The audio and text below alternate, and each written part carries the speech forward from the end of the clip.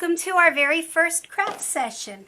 This is what we're going to be making today. It's a lion, and lion begins with the sound la, la, for the letter L, lion, and it is an animal. But before we do the lion, first we have to master cutting.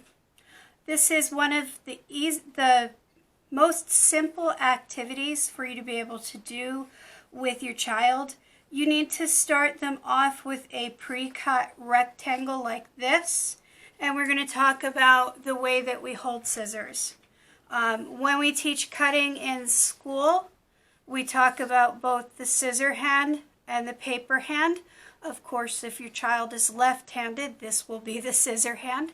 This will be the paper hand. You always want to hold your piece of paper from the bottom. You want to make sure that you can see your thumb. You want to hold your scissors.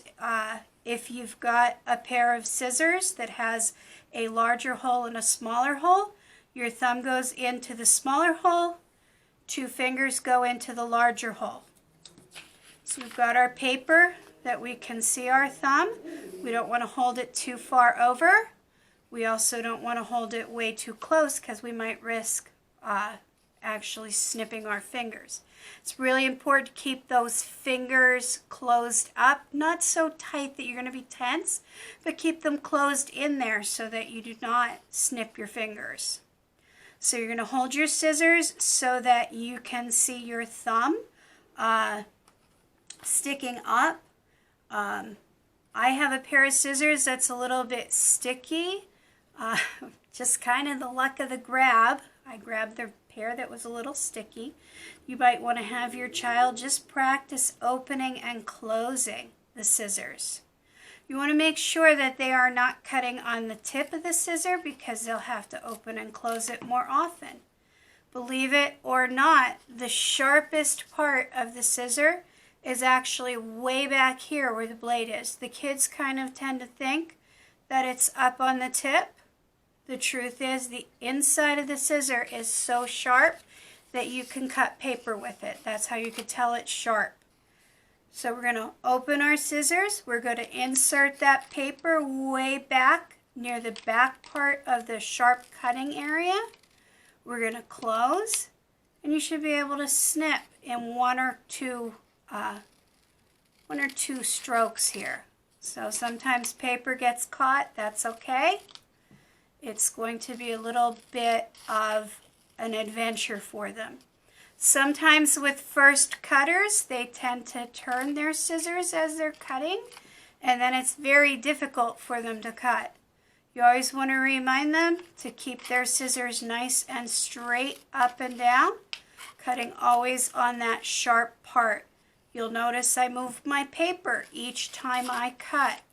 And I am not going to bore you by having you watch me cut all the paper that I need to do this project. Through the magic of the internet, we actually have some pre-cut paper here. And we've got everything ready to do our craft. We've got our paper, we've got our plate. You're going to need two more items.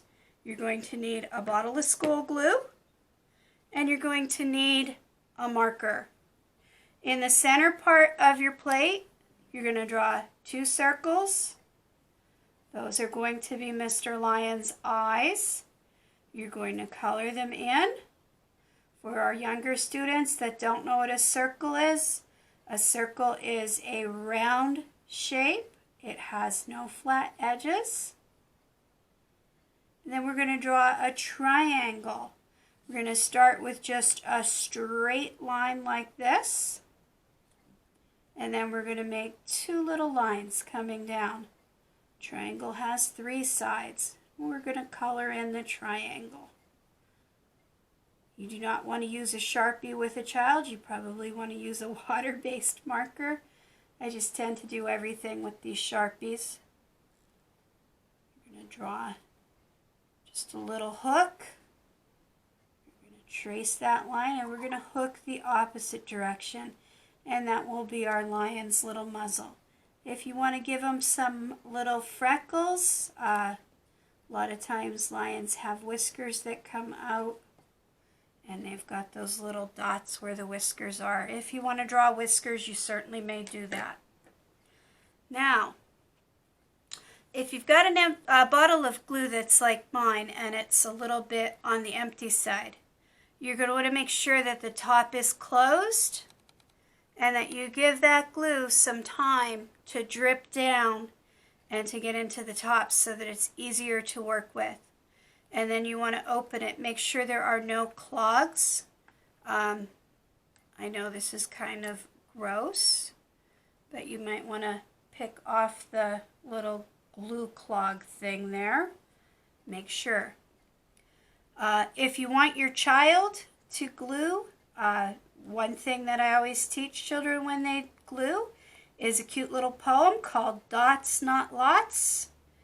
And we want to make sure we are using dots, not lots of glue, just little dots. Always glue with the tip of your bottle touching.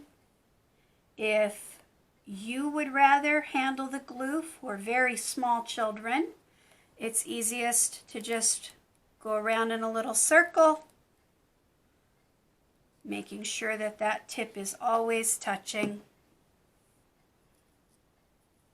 And of course, we want to have them lay all of those orange strips of paper around. And that will be our lion's mane. And mane begins with one of the letters that we're going to work with this week. Mane, mane, begins with the letter M. Mane, lion, and when it's done, your lion will look like this. Here's another idea for an animal. Instead of gluing strips of paper, although I have to tell you these strips of paper are fantastic cutting practice, I've done an animal with cotton balls. And this, of course, would be a little lamb. And lamb begins with a L sound, just like lion. So we've got a lion and we've got a lamb. And you could make all kinds of animals with a paper plate. So if you are following this post on our Facebook feed, I would love to see a picture of your animal that you've made in our Facebook feed. So just snap a picture and put it right into the comments. Have a great day and happy crafting. Bye. See you in the next video.